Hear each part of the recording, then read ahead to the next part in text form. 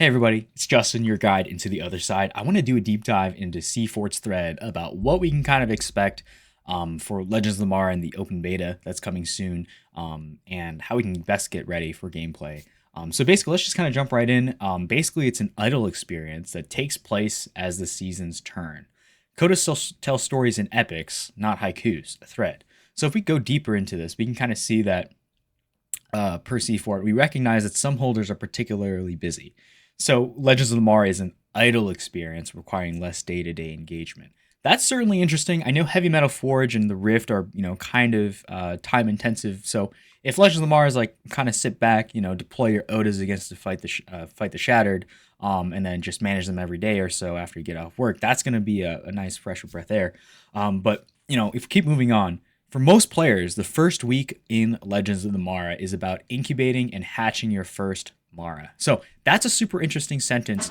If we actually take a look at vessel nesting, regardless if you have if you have a Mara vessel, you'll need to nest it on your other deed, and now we know it'll take a week, so that's going to be cool. The first season is all about preparing for the challenges ahead, so it's okay to take your time. So throw your vessel onto a deed, let it sit there for a week, hatch over time, and then you can get started with whatever you want to do, whether that's farming, hunting, or enchanting. So again, there will be many seasons you can use to develop your capabilities, right? So that is in reference to the seasons, aka the Odiac, right? And the Odiac is subdivided into 4 seasons: the creation season, which is probably the season we're playing in the open beta, and then the evolution season, which is probably season 2, and then basically what this is I guess it's the Mara evolution is tied to a celestial coordinate system, the Odiac, and kind of defines the seasonal catalyst that gets spit out at the end of each season, I'm assuming. So basically, if we go back to the game at large, 10,000 brave Kodas will have an opportunity to get a head start hunting the Shattered and will compete to defend the deeds. So keywords: compete and head start, right? So right off the bat, we can kind of see Kodas are kind of at the forefront, fighting off the shattered bosses essentially. And a leaderboard will offer dedicated rewards to the best and fastest hunters, right? And we didn't get told, the verbiage here is interesting because we don't know what the leaderboard rewards are. We only know what the Shattered drops are, and we'll get to that in just a moment. So again, in addition, the Shattered are still being restrained by Coda magic. So we can kind of see this here in this particular graphic. We can kind of see the Coda spirits, hovering, in a circle around the Shattered Cidian boss. And that's basically nerfing the boss, preparing us for season 2. So there is an emphasis on, evolving your stuff as fast as possible to be ready for season 2 when things get a little bit more difficult, probably less casual. So again, but they won't be contained for long. So if we read that sentence, it kind of makes sense. So if we keep moving on, why fight the Shattered?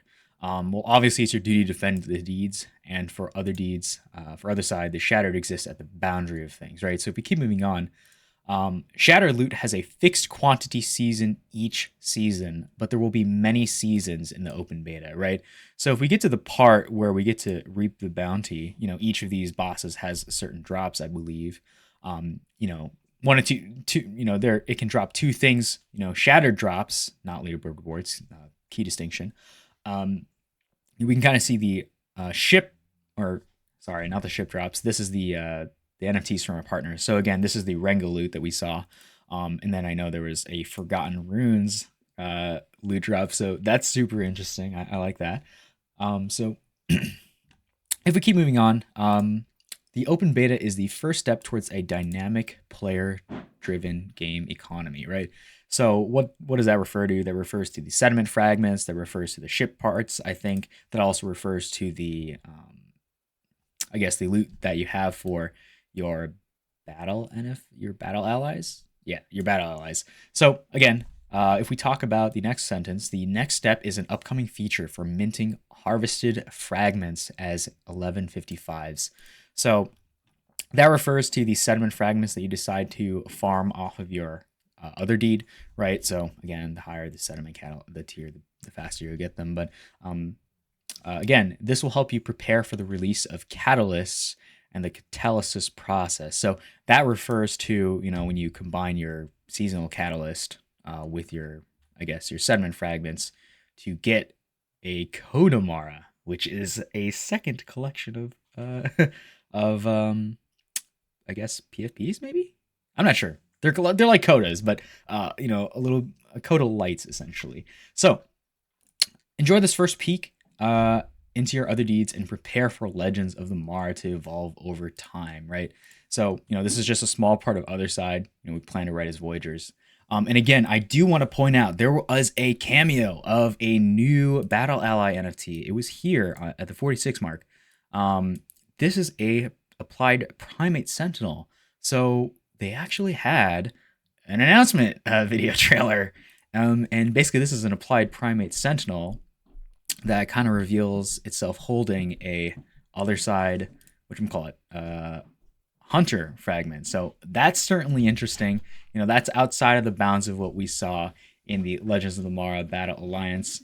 So essentially we can kind of see here, there's the Renga Ink, there's the 10KTF, Wagmi-san, there's the Forgotten Runes, as well as the Bored Ape Yacht Club, Meebits, World of Women, Cryptodes, as well as the Mutant Hounds. So definitely gonna be really cool to see how all these things play out. We're really coming close to 9/26, so whether you're farming, hunting, or enchanting, do definitely let me know whether you're going to take this season casual or if you're going to try to take advantage of everything that it has to offer. So do let me know. You can always find me on Twitter or Discord. Definitely like and subscribing. It always helps me create more content, but we'll see you guys on the other side. I'm going to sign off. See you guys. Peace.